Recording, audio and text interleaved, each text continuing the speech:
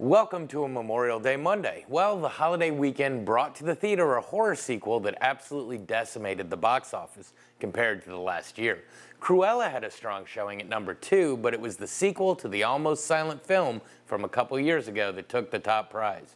Brought back to write and direct, John Krasinski once again shows us the proper way to build tension and successful scares. So without any further ado, let's take a look at A Quiet Place 2 and see if a horror sequel can live up to its predecessor for once. Our movie begins with a little more backstory than the first, taking us all the way back to day 1 of the monsters showing up. It is shown that they actually seem to come from space, but we get to see the chaos that erupted that fateful day, and we actually get to see a little more of Krasinski, as well as being introduced to a new character, Emmett, played by Cillian Murphy. We then jump back to the events immediately following the first movie. Evelyn, reprised by Emily Blunt, along with her children Reagan, Marcus, and the new baby, leave the ruined family farm to set out for one of the beacon fires they saw in the first movie. Upon arriving, they trip a few booby traps, alerting the creature, but they are saved from both their new weapon and a monster-hardened Emmett, who has lost his whole family. Originally, he tells them they can't stay, but upon seeing the baby, he relents a little. Upon hearing a song on the radio, Reagan is convinced it's a signal of sanctuary and sets out on her own to find a place of hope and use her weapon over the airwaves. Having left unannounced, Evelyn is distraught and sends Emmett after her, where he finds her in the nick of time and the two start a journey together. As the movie progresses, we see 3 scenes of tension and scares building at the same time. Not only do Reagan and Emmett have to avoid monsters and other things that may even be scarier to find the sanctuary, but we see Evelyn set out to retrieve medicine and more oxygen for her children. At the same time, we see Marcus is left to protect his infant brother, and as you can imagine, all 3 groups are about to see some action. We see the monsters start finding our protagonists in droves. We see Injury and Oxygen becoming antagonistic players as well. Can Evelyn keep the family she still has alive? Will Reagan and Emmett be able to find a place for them and give widespread hope for taking the monsters down? You'll have to watch and see. So,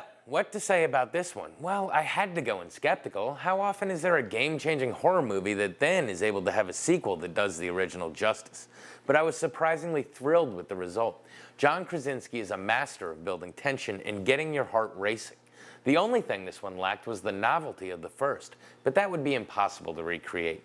Hence, there was more dialogue in this one, but it still followed in the same vein and kept your fingernails dug into the armrest.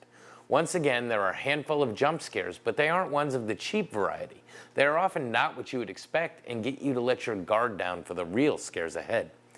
The cast is great, and it's good to see characters evolving. The kids who were once victims are now growing into out-and-out protagonists, mirror images of their strong parents. The movie delves into the best and worst of humanity, and once again, I can't praise Krasinski enough for his writing. He and Jordan Peele are the horror geniuses of late, and I would love to see those two team up on a script. Overall, it's finally a horror sequel I can get behind, and thankfully, it waited for the theater because much like the first, seeing this in a dark room, coupling your reactions with the reactions of other viewers, makes this an incredibly enjoyable experience. This has been your Monday Movie Musing. Back to you.